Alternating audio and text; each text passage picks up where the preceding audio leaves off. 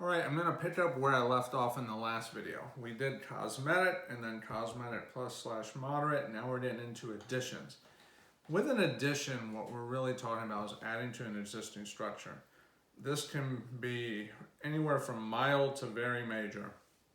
A mild addition might be you're just adding maybe a small room like a storage room, or turning a porch into a screen porch, or maybe windows, putting windows on it so it's like a sunroom. These would be very minor additions, so to speak.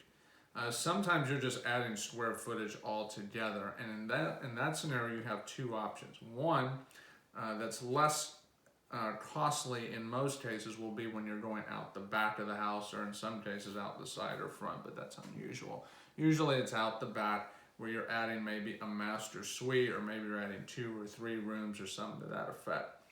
Those can be somewhat costly, but they can also be done pretty easily on a house that needs no work. So you might have a house that's in perfectly good shape and you're literally just adding square footage.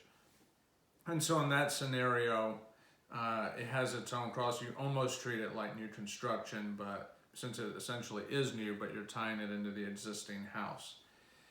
In those scenarios, they're generally not too difficult to achieve, but they can be time consuming. You have to get some permits and so on and so forth to make sure they're done properly.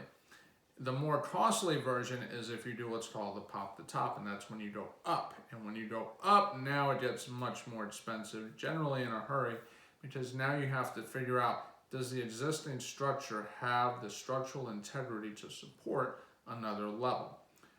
Usually some reinforcement is in order more often than not, and when this happens, the bills can add up very quickly.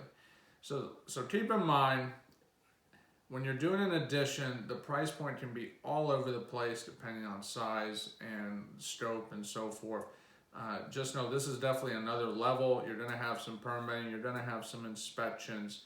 You're probably going to have some time where you probably can't be living in the house if you happen to be living in it, but if it's an investment, hopefully it's vacant. And so just some things to keep in mind, but that's not the biggest one, and that's for the next video.